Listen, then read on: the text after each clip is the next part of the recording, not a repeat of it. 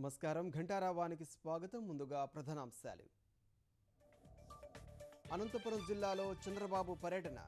బుక్కపట్నం జన్మభూమి కార్యక్రమంలో పాల్గొనున్న CM.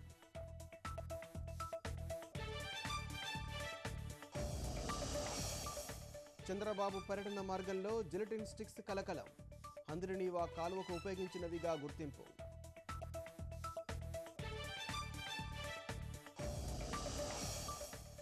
UP సహా 5 రాష్ట్రాలకు ఎన్నికల షెడ్యూల్ ప్రకటన. మార్చి 11న ఫలితాలు విడుదల.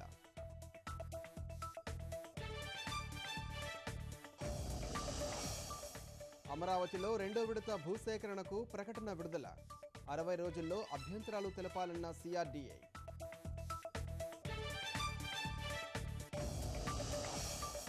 పటాన్చెరు ముత్తూట్ ఫైనాన్స్ దోపిడీ కేసు ఛేదన. ముంబై పారిపోతుండగా పట్టుకున్న పోలీసులు.